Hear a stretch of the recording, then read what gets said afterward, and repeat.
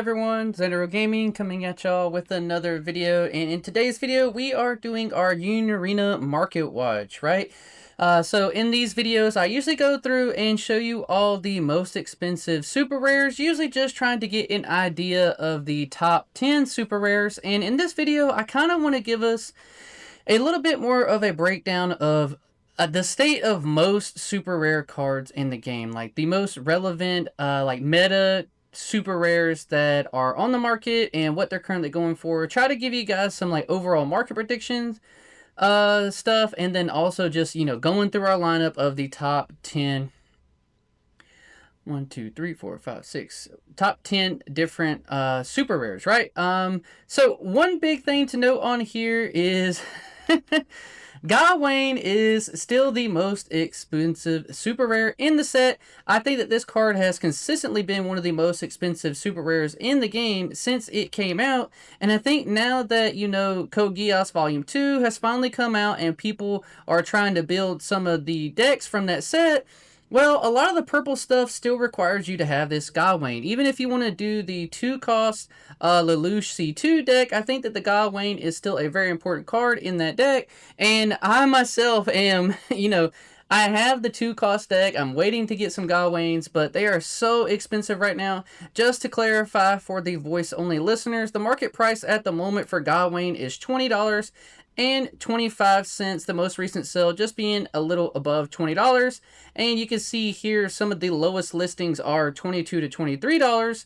All these other low listings have $5 shipping on here. So this kind of is a little you know, dishonest on here, like what the actual price is, because the lowest listing you're gonna be able to get this card for is about $23 to $25. So even though the market price does say $20 at the moment, that's just because it goes through a certain time period.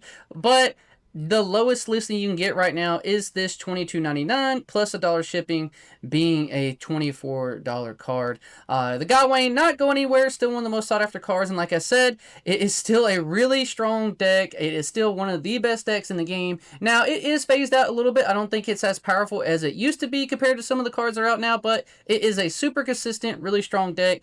You got to look out for the Gawain. So in first place is the Gawain. Coming up into second place and steaming up these leaderboards for the most expensive super rare cards is going to be Lancelot. It is going up big time. You can see back here it was $7 just a couple of months ago, and now it is shooting all the way up to a market price of $16.62, with the most recent sale being $19.98. So now Lancelot is also a $20+ card.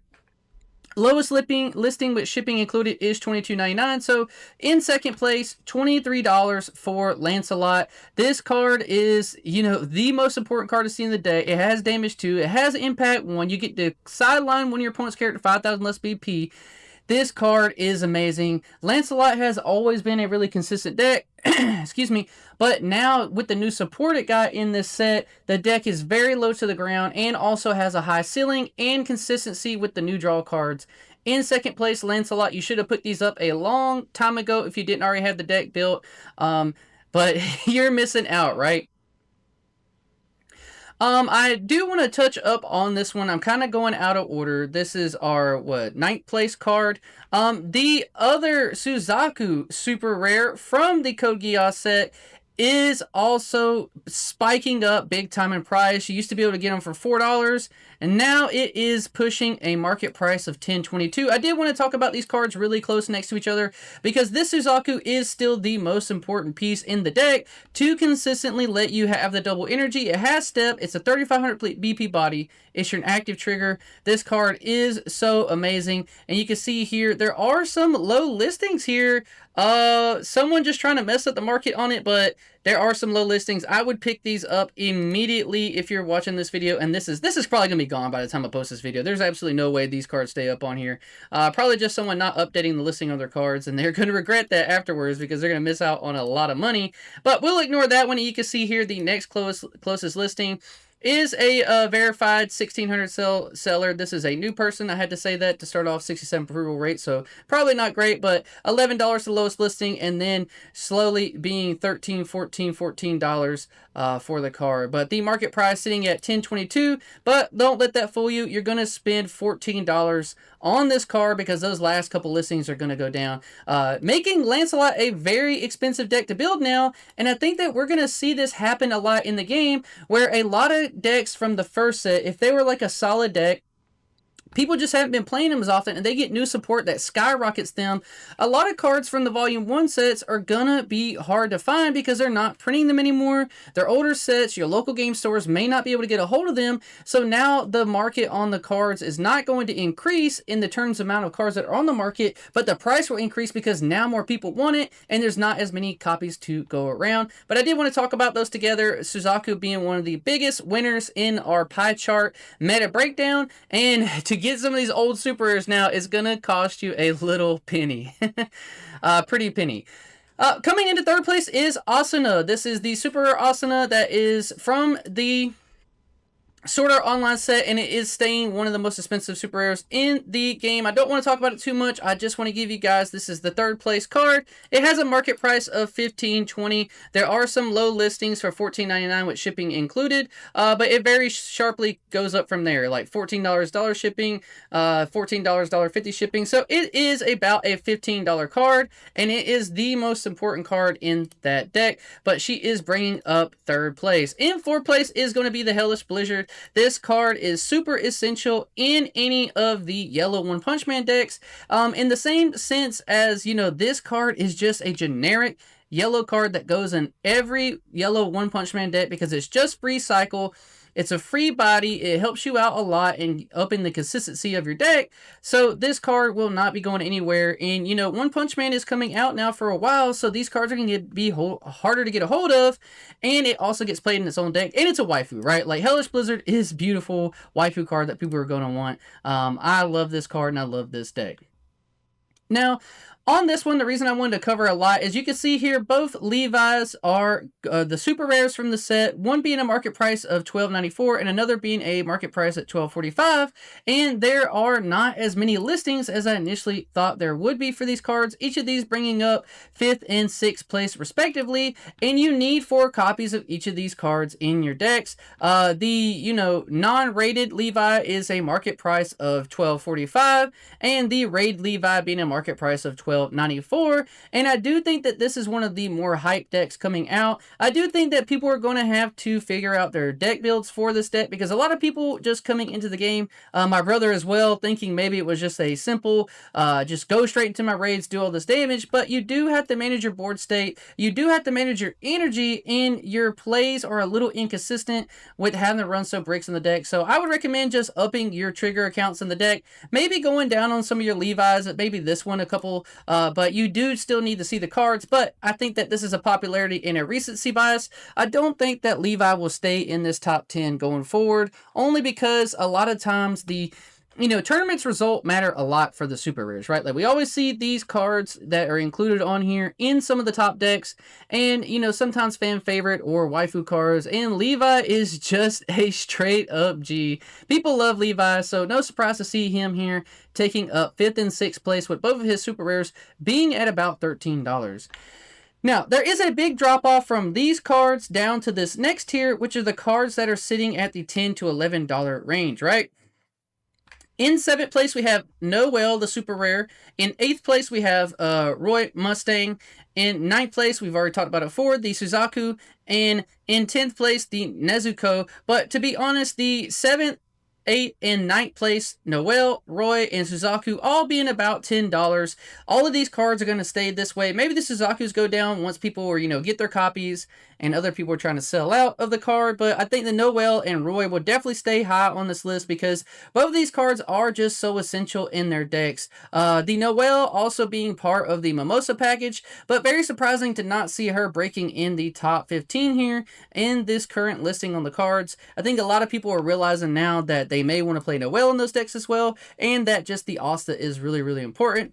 But if I didn't state it before, Noel market price at 1077, Roy Mustang 1055, and Suzaku with 1022. Rounding out 8th, 9th, and 10th place is Nezuko with the drop off going down to $10. And in this $9 range, we have a lot of different super rares you need to look out for. That being Nezuko, the super rare from Demon Slayer, Asta, the super rare from Black Clover, very important, the 5 energy 1 action point, Riza Hawkeye being at 955, the super rare, and then also Xenon bringing up down here too as a $9 card. I think that the Riza Hawkeye, you know, will probably stay at around $8 to $12. I would imagine that this card is also a very, very important piece in the Roy Mustang deck, but I think that, maybe some people will move down to putting her at a 3 of. I don't think that's right. I do think you still need 4 of her in your deck. This card is very, very powerful, and there's been so many sold listings here, and you can see a lot of 170 sold items at the $5 range, and now that a lot of people are realizing the card's not out there on the market, is shooting back up in that $9 to $10 range. So I would pick up your Riza Hawkeyes now before we have a situation where, like, later on, she becomes an expensive card, because the further along sets go on, the harder cards get just to be noticeable. So some notable SRs that were not in the top 10 at the moment are going to be the Ichigo 5-drop that we've seen before, constantly in the top 10 to 12, and the Yuji Itadori not being in the top 10 to 12. I do think that both of these cards are, two of the most important cards in the metagame at the moment. These two super rares still just destroy games. They're two of the most powerful cards in the game. And to be completely honest, I think now is a good time to pick up both of these copies. Let's see what some of these lowest listings are for the Ichigo. About $8. The market price does say that as well. Ichigo sitting at around about $8. But I would pick up these Ichigos and these Itadori Yujis, especially the Yujis. Market price $6.75. There's some low listings on here with $7 shipping included. I would snatch these up if you've been waiting to build these decks. Now that some of these other cards are coming out and the hype for those have gone up, these other decks that are still really, really strong, right, are not going anywhere, and they will slowly creep back up into the top 10 to 12 in this kind of super rare power ranking. But I will go through it again one more time, starting in first place, going all the way down. We have Gawain, Lancelot Air Cavalry, Asuna, Hellish Blizzard, Levi, Noel Silva, Roy Mustang, Suzaku, and Nezuko rounding out 10th place. Those are the 10 most expensive base rarity super rares. I will note on this particular video, I did change to add another filter to be near mint. I had a lot of people telling me why I didn't do that before. I honestly just didn't think about it, and I do think doing the filters as Union Arena, super rares, near mints, and then doing prices high to low is how I will continue to do this going forward. I don't think we need anything getting murked up with like light play, heavy play, messing up the market prices of the cards. Just near mint is the way I'll go from here. But what super rares do you guys foresee going up in value? I guess if I had to give you guys, like I said, a little tip to pick up, I would pick up the UGs right now. This is one of the lowest prices we've seen in a long time. Like I said, be responsible with your money, right? Don't just, vaguely listen to me. But you can see UG only ever hit some crazy lows before, but he usually is a pretty stable card up in the $10 to $11 range, and we see him drop down to $6 or $5, now slowly going back up. I would pick these up now before they go back to that. Where he usually stays is about, $10 in the last month, just staying at around about 6 to 7, getting a good spike here in the $7 range. But I would pick up your UGs while you can, but please leave the video like, subscribe to the channel. Let me know what you guys want to see me cover going into these Market Watch videos. I appreciate everyone hanging out with me today. Peace.